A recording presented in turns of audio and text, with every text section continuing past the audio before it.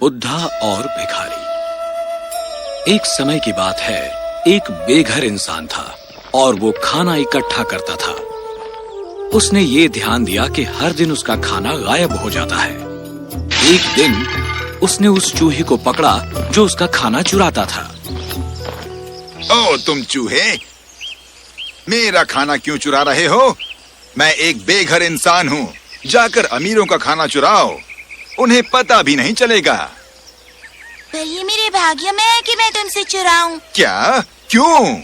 क्योंकि ये तुम्हारे भाग्य में है कि तुम अपने पास सिर्फ 8 चीजें ही रख सकते हो। चाहे तुम कितना भी भीख मांग लो, चाहे तुम कितना भी इकट्ठा कर लो, तुम केवल उतनी ही चीजें रख पाओगे। उस बेघर इंसान को सदमा लगा और उसका दिल भी टूट गया।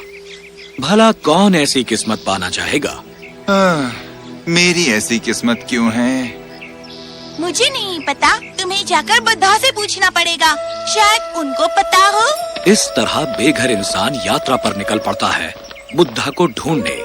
वो पूरा दिन यात्रा करता है और शाम को वो अपने आप को एक धनी परिवार के घर पाता है। थका हुआ और निद्राग्रस्त वो वहाँ रात बिताने का फैसला करता है। तो वो जाकर दरवाजा खटखटाता है। भाई साहब, अंधेरा हो रहा है और मैं यहाँ नया हूँ। कृपया मैं यहाँ रात बिता सकता हूँ? ठीक है, अंदर आ जाओ। जैसे ही भिखारी अंदर आता है, वो आदमी उससे पूछता है, अरे भाई, क्यों और कहाँ के लिए इतनी रात को यात्रा कर रहे हो? ओह, मेरे पास बुद्धा के लिए एक सवाल है और मैं उनसे मिलने जा रहा हूँ। उसी क्षण अमीर आदमी की पत्नी आते हुए ये सुनती है, क्या हम तुम्हें एक सवाल दे सकते हैं बुद्धा को पूछने के लिए? ओह, ठीक है। शायद मैं आपकी ओर से पूछ सकता हूँ। आपका सवाल क्या है मेम साहब? हमारी एक 16 साल की बेटी है जो बोल नहीं सकती। हमें बस ये पूछना है कि हमें क्या करना होगा ताकि वो बोल सके। तो अगली सुबह ही बेघर इंसान उन्हें आसरा देने के लिए धन्यवाद करता है और आश्वासन देता है कि वो उनके सवाल बुद्धा से जरूर पूछेगा। अलविदा। और वो अपनी यात्रा जारी रखता है और वो पहाड़ों का झुंड देखता है जो उसे पार करना है। हे भगवान, मैं इसे कैसे पार करूं? वो एक पहाड़ पार करता है और उसे एक जादूगर मिलता है। भाई साहब, क्या आप मेरी मदद कर सकते हैं इसे पार करने में? चढ़ जाओ। भिखारी जादूगर की छड़ी पर चढ़ जाता है और जादूगर के पीछे बैठता है। वो जादूगर अपनी छड़ी का इस्तेमाल करता है खुद को और भिखारी को उन पहाड़ों के झुंड को पार करने में। जैसे ही वो पहाड़ों के झुंड के ऊपर से उड़ते हैं, जादूगर उस इंसान से पूछता है, तुम कहाँ जा रहे हो? इन पहाड़ों को क्यों पार करना चाहते हो? मैं जाकर बुद्धा से मिलकर पूछने वाला हूँ मेरे भाग्य के बारे में। सच में? कृपया मैं भी एक सवाल दे सकता हूँ तुम्हें बुद्धा से पूछने के लिए? मैं 1000 साल से स्वर्ग जाने की कोशिश कर रहा हूँ और मेरी शिक्षा के अनुसार मुझे अब तक स्वर्ग चले जाना चाहिए था। क्या तुम बुद्धा से पूछ सकते हो मुझे क्या करना होगा स्वर्ग जाने के लिए? बेशक, मैं आपका सवाल उनसे पूछूंगा।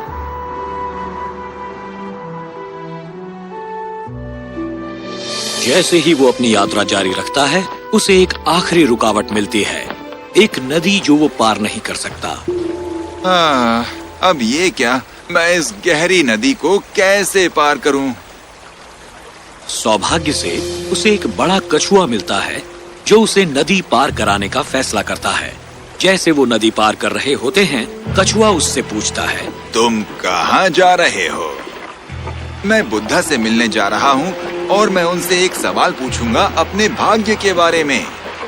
क्या तुम मेरे लिए उनसे एक सवाल पूछोगे? बेशक। क्या सवाल है? मैं 500 सालों से एक ड्रैगन बनने की कोशिश कर रहा हूँ और मेरी शिक्षा के अनुसार मुझे अब तक एक ड्रैगन बन जाना चाहिए था। कृपया तुम बुद्धा से पूछोगे कि मुझे क्या करना पड़ेगा एक ड्रैगन बनने के लिए। धन्यवाद प्यारे कछुए, मुझे नदी पार कराने के लिए। मैं आभारी रहूंगा। मेरा सवाल पूछना मत भूलना। बिल्कुल नहीं, मैं तुम्हारा सवाल जरूर पूछूंगा। वो बेघर इंसान बुद्धा को ढूंढने की यात्रा जारी रखता है और आखिर में वो पहुंच जाता है जहां वो रहते हैं। वो भिखारी मठ के पास खड़ा रहता है और एक लंबी सांस लेता है। पहुंच गया मैं। आखिर मिल ही लूंगा महान बुद्धा को। वो बेघर इंसान अंदर प्रवेश करता है, जोशपूर्ण और आनंदित, तैयार होकर खुद के और बाकियों के सवाल पूछने के लिए। वो अंदर प्रवेश करता है और महान बुद्धा के सामने सादर प्रणाम करता है। कृपया मेरा नमस्कार स्वीकार करें बुद्धा। मैं बहुत दूर देश से आया हूँ आपसे कुछ सवाल पूछने के लिए। क्या मैं उन्हें पूछ सकता हूँ? बेशक पूछ सकते हो, पर मैं 3 सवालों के जवाब दूंगा। याद रहे, केवल 3 सवाल। वो इंसान हैरान रह गया। उसके पास 4 सवाल थे। पर मेरे पास 4 हैं। अब मैं क्या करूं? तो वो ध्यान से सोचता है। वो कछुए के बारे में सोचता है। कछुआ 500 सालों से जी रहा है, ड्रैगन बनने की कोशिश में।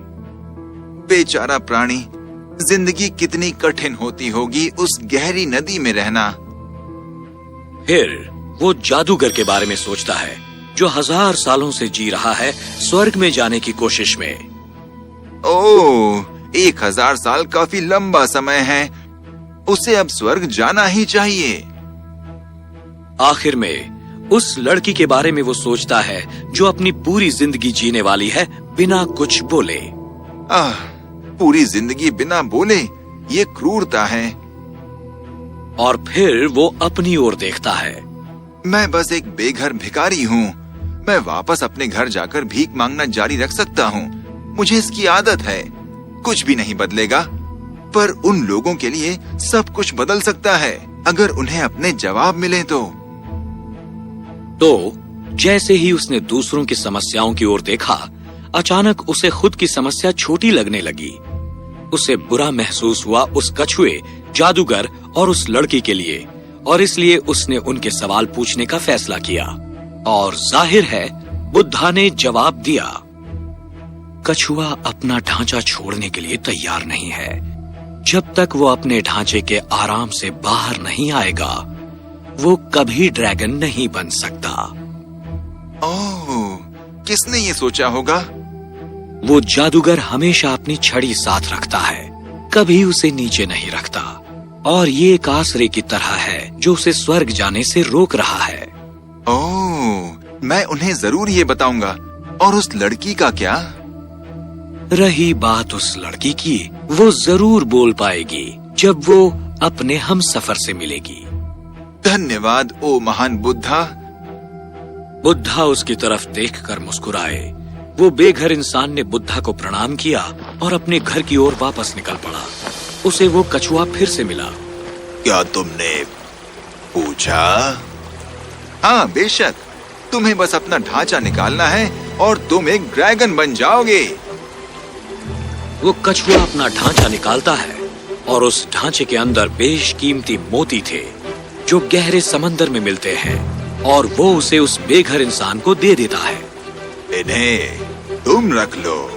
मेरी तरफ से धन्यवाद है। मुझे अब इनकी जरूरत नहीं है क्योंकि अब मैं एक ड्रैगन हूँ। धन्यवाद भले इंसान।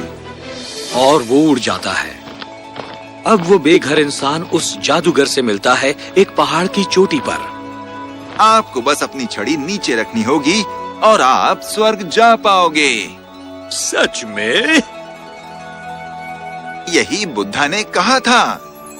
इस तरह जादूगर अपनी छड़ी छोड़ देता है और उस इंसान को अपनी छड़ी देकर उसे धन्यवाद कहकर वो स्वर्ग की ओर प्रस्थान करता है। अलविदा इंसान, अच्छे से रहना। उस इंसान के पास अब कछुए का दिया हुआ धन है और जादूगर की शक्ति भी। वो वापस उस परिवार के पास जाता है जिसने उसे आसरा दिया था। वो उसे देखकर खुश हुए और जवाब की उम्मीद करने लगे। महान बुद्धा ने कहा कि आपकी बेटी तब बोल पाएगी जब वो अपने हमसफर से मिलेगी।